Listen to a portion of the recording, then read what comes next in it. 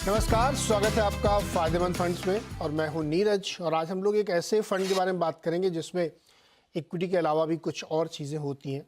और ये बहुत स्पेशल होता है क्योंकि इसमें मार्केट को अलग अलग तरीके से गेज करने की कोशिश की जाती है। मैं बात कर रहा हूँ एक्सिस बैलेंस्ड एडवांस फंड के बारे में।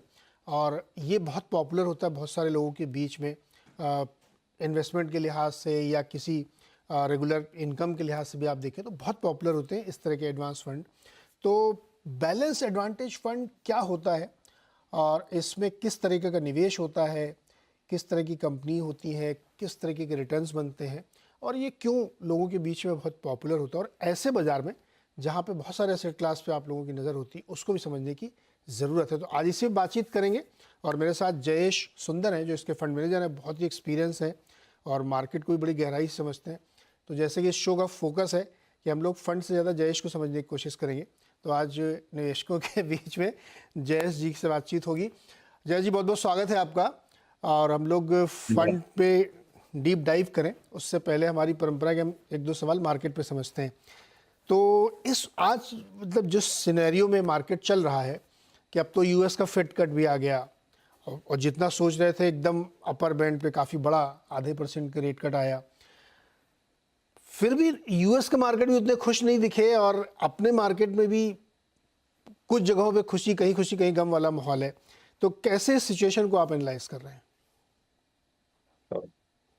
तो नीरज जी, जो 50 बिप्स वाला जो कट किया है यूएस फेड ने, डेफिनेटली एक पॉजिटिव सरप्राइज था। लोग ज्यादा करके एक्सपेक्ट कर रहे थे कि 25 बिप का कट होगा और 50 बिप का कट हुआ। इसमें एक लोगों के मन में एक कंफ्यूजन ये भी है कि कहीं ना कहीं क्या फेड, यूएस फेड जो है ये देख रहा है कि मार्केट में कुछ उनको रिस्क दिख रहे हैं या स्लो डाउन ज्यादा दिख रहा है जिसकी वजह से उन्हें ज्यादा कट किया। तो ये एक रिस्क भी लोगों के मन में है जिसकी वजह से हम ये करेक्शन देख रहे हैं। और दूसरा, आप देख सकते हैं कि लास्ट फ्यू मंथ्स या आप लास्ट कुछ क्वार्टर्स आप देखें तो ये नैरेटिव काफी बिल्डअप हो रहा था कि क्योंकि इन्फ्लेशन नीचे आ रहा है धीरे धीरे, तो एक रिट्रेसमेंट जो इन्फ्लेशन के हिसाब से बनता है तो रेट्स में भी एक करेक्शन बनता है। तो उसके हिसाब से एक नैरेटिव लोगों के मन में था कि बहुत जल्दी फेड एक रेट कट करेगा। और क्योंकि अब ये इवेंट बिहाइंड है, थोड़ा सा प्रॉफिट बुकिंग भी हो रहा है, थोड़ा सा प्रॉफिट टेकिंग भी हो रहा है। स्पेशली आप क्योंकि आप देखें कि मार्केट में काफी जगह पे ग्रोथ तो ठीक है लेकिन वैल्यूएशन थोड़े से हायर लेवल पे चल रहे हैं। तो उसके हिसाब से आई थिंक कुछ सेक्टर्स में कुछ जगह पे प्रॉफिट टेकिंग या प्रॉफिट बुकिंग भी हो रहा है। I think overall market perspective से आई थिंक हमें ये लगता है कि आगे चल के मार्केट और ज्यादा फंडामेंटल होगा, तो मार्केट ऐसे पॉकेट्स में जाने की कोशिश करेगा जहां पे ग्रोथ काफी ठीक चल रहा है, जहां पे कंपनी की अर्निंग्स ग्रोथ काफी ठीक चल रहा है, तो ऐसे पॉकेट्स में जाने की कोशिश करेगा और जहां पे वैल्यूएशन काफी रीजनेबल रेंज पे है। ओके। तो सुंदर, क्या ये एक समझना ठीक होगा? बहुत सारे लोग कह रहे हैं कि मार्केट थोड़ा डिवाइडेड है, जैसे लार्ज कैप में या बड़े स्टॉक्स में कंपैरेटिवली काफ़ी सस्ते दिख रहे हैं वैल्यूएशन के लिहाज से भी। मिड कैप में बहुत ज़्यादा, कुछ लोग तो कह रहे हैं कहीं कहीं पे बबल भी है, बहुत ज़्यादा भाग चुके हैं। तो एक एडजस्टमेंट का प्रोसेस होगा। तो उसको बड़ी करेक्शन या मंदी न समझ के बल्कि ये समझिए कि चर्निंग हो रही है।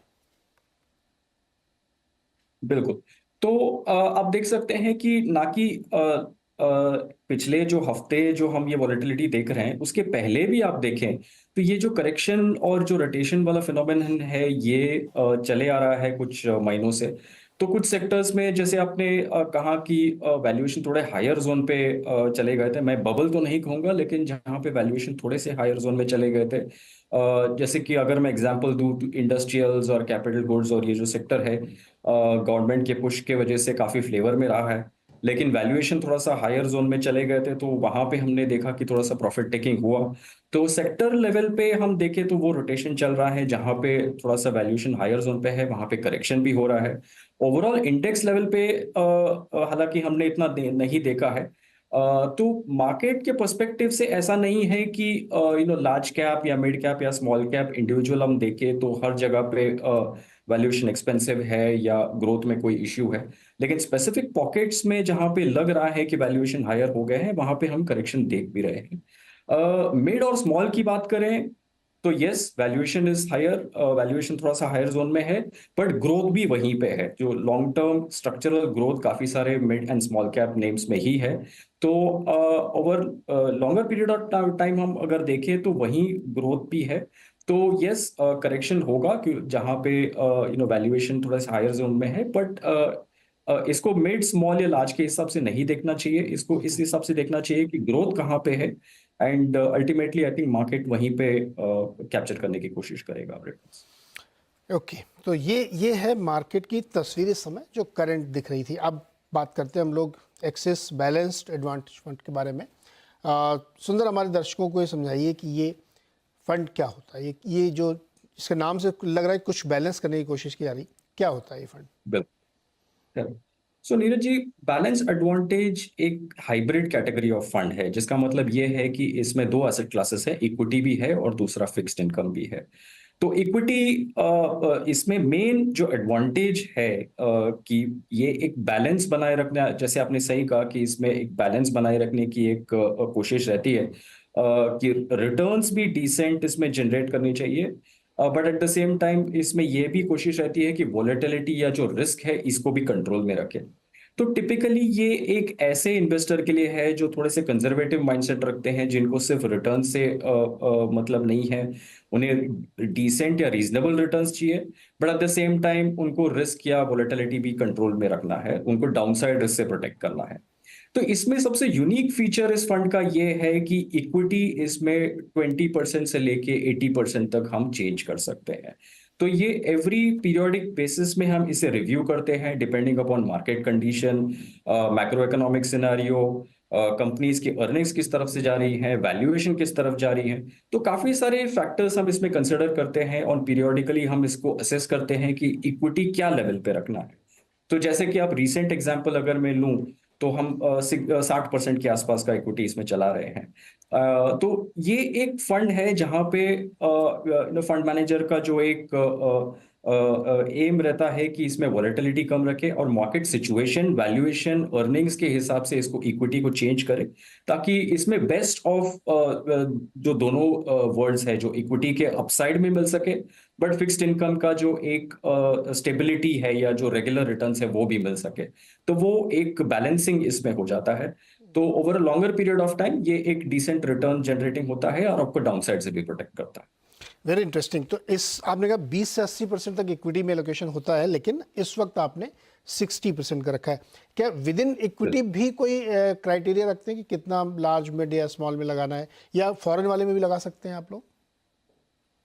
बिल्कुल। सो इसमें लार्ज मिड में कोई क्राइटेरिया है नहीं, बट क्योंकि ये एक बैलेंस्ड फंड है, जैसे कि मैंने बताया कि इसका जो एम है कि इसे बैलेंस करना है, रिस्क और रिटर्न में एक बैलेंस लेके आना है।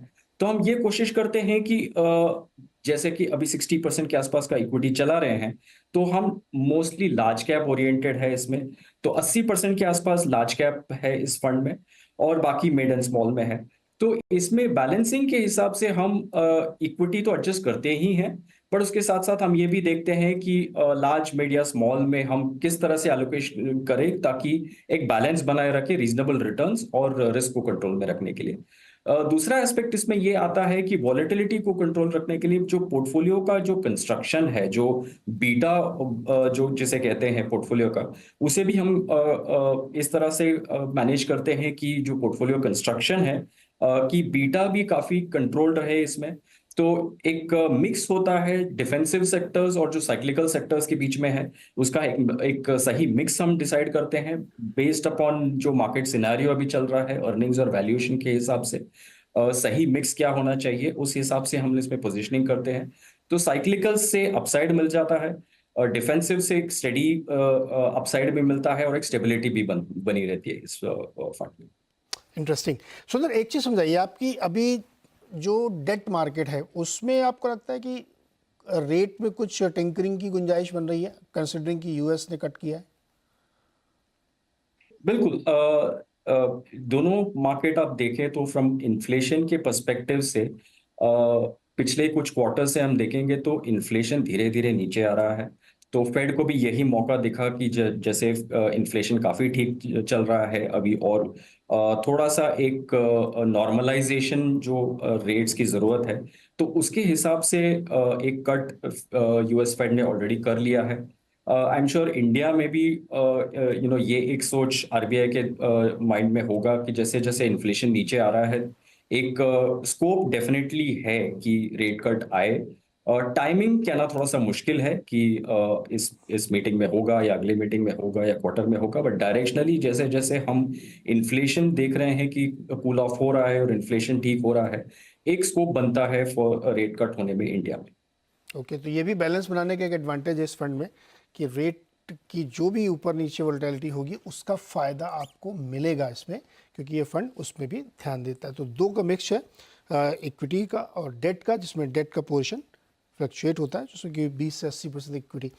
अब मुझे ये बताइए कि सर इक्विटी में आते हैं थोड़ा, चूँकि बड़ा पोर्शन वहीं पे 60% आपने निवेश भी उसमें कर रखा है, तो किस पॉकेट में या किस तरीके के सेक्टर्स पे आप लोग ज़्यादा बुलिश होते हैं? क्योंकि लार्ज कैप आजकल लोग कह रहे हैं कंपैरेटिवली सस्ता है, उधर ही रडार पे है आपके, या कोई खास पॉकेट आप देख रहे हैं जो आप अपने रडार पे रखते हैं, या चर्न? अच्छा, एक तो ये भी छोटा सवाल पूछा कि कितनी जल्दी जल्दी चर्निंग करते हैं, जो आपने कहा ना पीरियोडिक करते हैं, वो पीरियोडिक कितना बड़ा होता है? सो इसमें जो रिव्यू करते हैं ये तो हम मंथली करते हैं, हम्म। बट ये जरूरी नहीं है कि हर मंथ हम कुछ चेंज करें।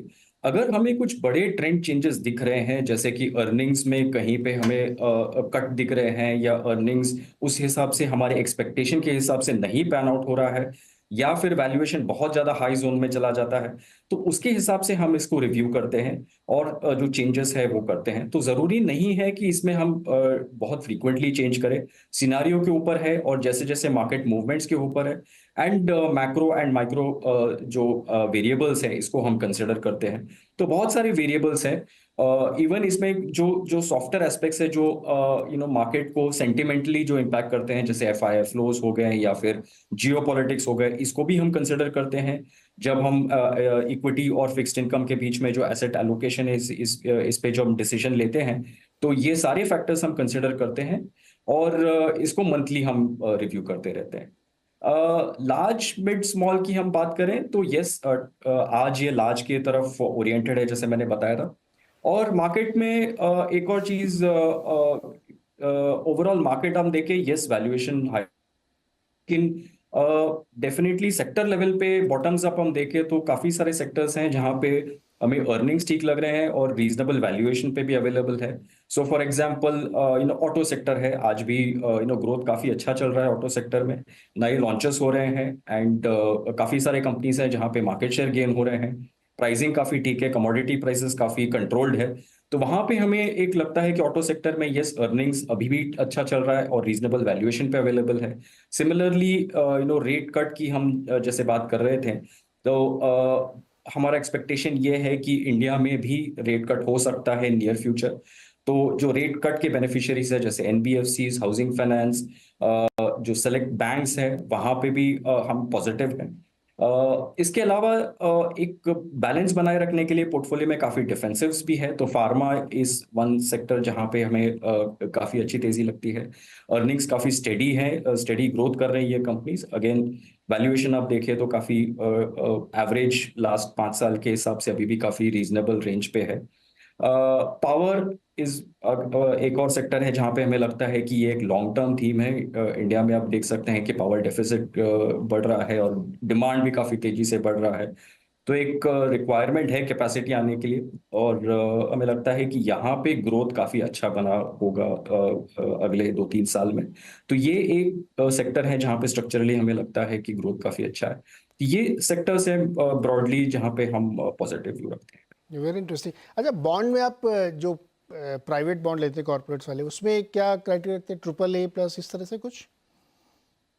यस, सो बॉन्ड में भी जैसे इक्विटी में मैंने आपको बताया था कि 20% से लेके 80% तक इक्विटी हम मूव कर सकते हैं। तो सिमिलर सिचुएशन है, फिक्स्ड इनकम की हम बात करें, वहां पे जो ड्यूरेशन का कॉल ले सकते हैं हम, तो वहां पे काफी फ्लेक्सिबिलिटी होता है। तो मार्केट सिचुएशन के हिसाब से हम उसमें पोजिशनिंग करते हैं।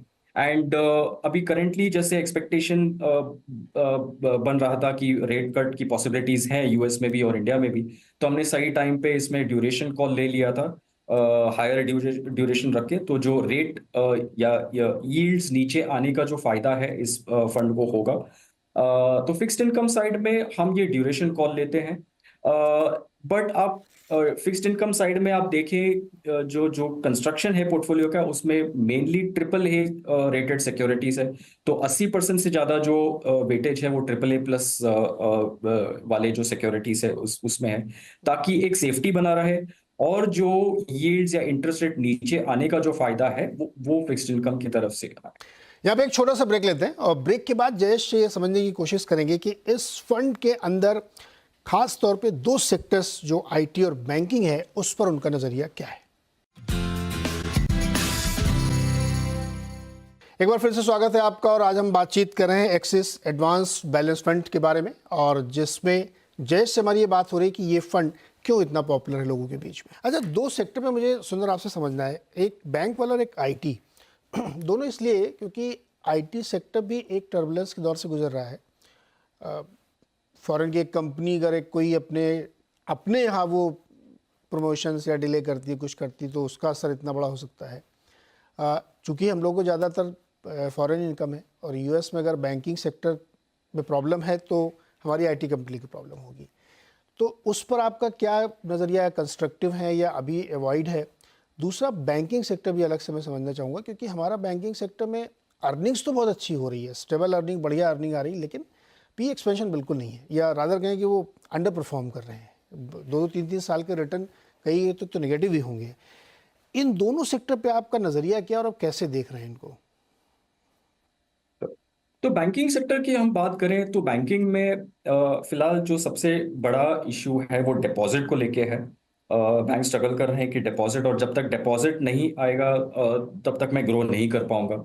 और दूसरी इशू ये है कि पर्सनल लोन साइड में आरबीआई ने सही कदम उठाए थे, सही टाइम पे उन्होंने वार्न कर लिया था बैंक्स को कि वहां पे लेंडिंग थोड़ा सा स्लो डाउन करना है। तो उसके चलते थोड़ा सा वहां पे ग्रोथ पे भी स्लो डाउन आया। और हमने थोड़ा सा एसेट क्वालिटी में भी देखा कि जहाँ पे कोविड के बाद हम बहुत ही कम चल रहे थे क्रेडिट कॉस्ट में, क्रेडिट कॉस्ट अब धीरे धीरे नॉर्मल लेवल्स पे आ रहा है, थोड़ा थोड़ा बढ़ रहा है क्रेडिट कॉस्ट। तो ये दो चीजें हमें देखने में आए लास्ट कुछ क्वार्टर्स में एज अ ट्रेंड। तो हमें ये लगता है कि बैंकिंग एज अ स्पेस हम एक न्यूट्रल व्यू रखते हैं। और इसमें बहुत स्पेसिफिक बैंक स्पेसिफिक व्यू लेना बहुत जरूरी है, जहां पे डिपॉजिट्स का इशू नहीं हो। जो सीडी रेशियोज है या एलडीआर रेशियोज है, ये कंट्रोल लेवल पे है, और जहां पे डिपॉजिट एक्रीशन ठीक हो रहा है और अंडरराइटिंग स्टैंडर्ड्स मेंटेन्ड है और प्रोविजन कवरेज काफी स्ट्रांग है। तो मोस्टली जो लार्जर बैंक्स हैं वहां पे अभी भी हम पॉजिटिव व्यू रखते हैं। पी एक्सपेंशन की हम बात करें, यस हमने थोड़ा सा पी एक्सपेंशन देखा है पिछले 1-2 साल में। बट जब तक ये जो स्ट्रक्चरल इश्यूज है ये नहीं ठीक होते, हमें लगता है कि ये कुछ और क्वार्टर दूर है जब ये पी एक्सपेंशन और हो सकते हैं इसमें, जब डिपॉजिट की जो सिचुएशन है वो और नॉर्मल हो जाए। और ऑलरेडी उसके साइंस हैं, तो आप देखे तो सिस्टम, बैंकिंग सिस्टम जो लिक्विडिटी है वो अभी इम्प्रूव हो रही है। तो साइंस डेफिनेटली है कि ये चीजें इंप्रूव होगी और डिपॉजिट एक्रीशन भी इंप्रूव होगी। तो इसमें ओवरऑल सेक्टर व्यू न्यूट्रल है, लेकिन हमें लगता है कि स्पेसिफिक बैंक्स काफी अच्छा कर सकते हैं। इंटरेस्टिंग। अभी आईटी वाले में बताइए, आईटी की प्रॉब्लम क्या है, क्यों उसमें इतनी दिक्कत अभी बनी हुई है? सो आईटी में काफी सारा अनसर्टेनिटी है। अगर हम ग्लोबल मार्केट्स देखें तो यस, ग्रोथ को लेके एक अनसर्टेनिटी है, इन्फ्लेशन ट्रेजेक्टरी को लेके अनसर्टेनिटी है, और यूएस और काफी सारे ज्योग्राफीज में इलेक्शन भी होने हैं। तो ये जो एक अनसर्टेनिटी है, तो यहाँ पे जो डिस्क्रिशनरी स्पेंड है या जो ट्रांसफॉर्मेशनल डील्स है, जो बड़े डील्स है, वो क्लोज नहीं हो पा रहे हैं। बट ऐसा नहीं है कि आईटी स्पेंडिंग की रिक्वायरमेंट कम है या आईटी स्पेंडिंग की रिक्वायरमेंट धीरे धीरे नीचे जा रही है। डेफिनेटली ये सारे डील्स हैं जो नेगोशिएशन स्टेज पे है, ऑन द वर्क्स है। तो जैसे जैसे क्लैरिटी मिलती जाएगी on inflation trajectory, on US elections, on macro economic situation जो यूएस में है, जैसे जैसे इसमें क्लैरिटी आती जाएगी, हमें लगता है कि बड़े डील्स जो है, ट्रांसफॉर्मेशनल डील्स जो है, डिस्क्रिशनरी स्पेंडिंग है, ये डेफिनेटली वापस आएंगे। लेकिन ये थोड़ा सा इसे इसमें टाइम लग सकता है। ये ऐसा नहीं है कि सिचुएशन बहुत ही जल्दी तेजी से ये ये ठीक होगा। तो आईटी करंटली जो सेक्टर काफी तेजी से इसमें रिबाउंड आया है, तो हम अभी एक न्यूट्रल व्यू रखते हैं इसमें। बट डेफिनेटली इसमें अर्निंग्स ट्रैजेक्टरी हमें लगता है कि इम्प्रूवमेंट की तरफ ही जाएगा अगले 1 साल में। तो आप ये कह रहे हैं कि इसमें बॉटम फॉर्मेशन हो रहा है, हालांकि अभी भी ये महंगे हैं वैल्यूएशन वाइज। बिल्कुल।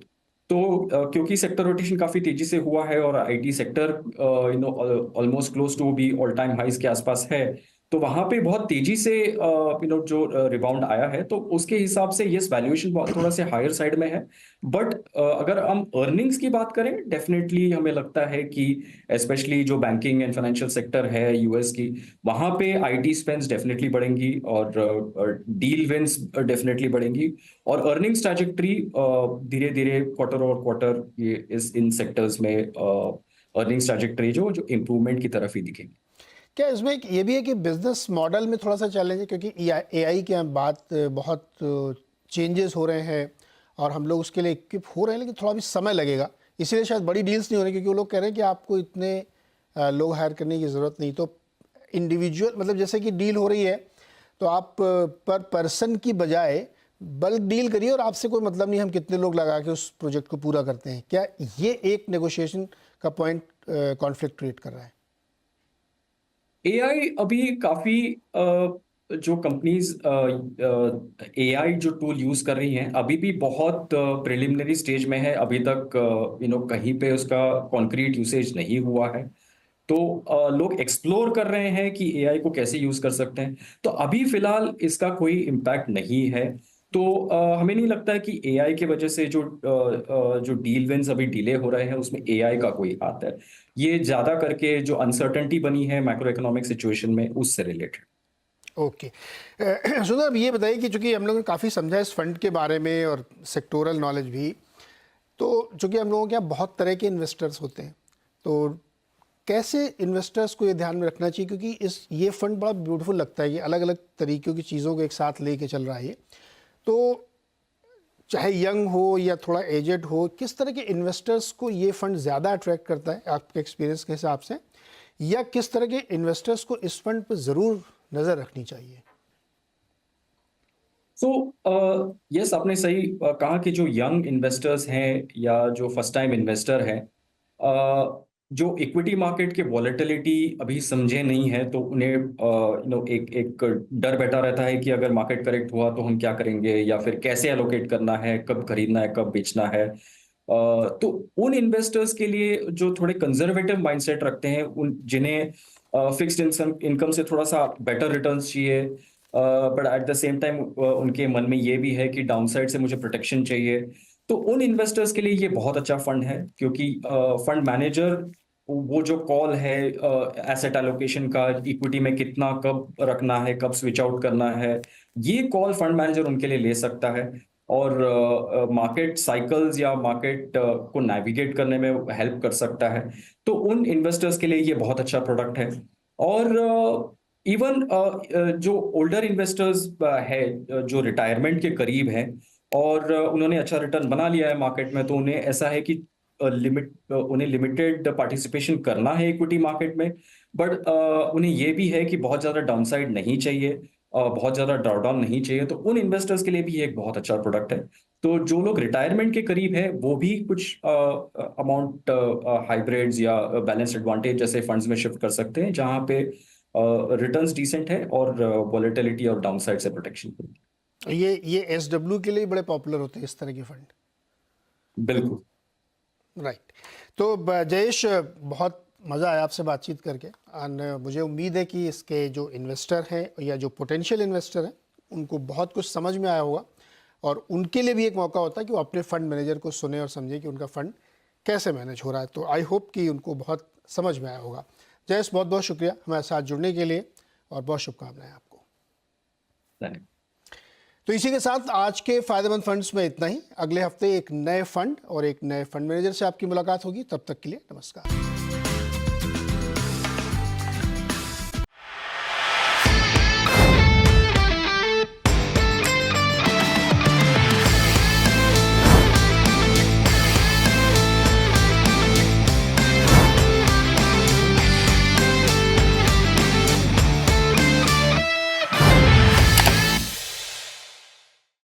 बता दें कि मनी कंट्रोल पर दिए गए विचार एक्सपर्ट्स के अपने निजी विचार होते हैं।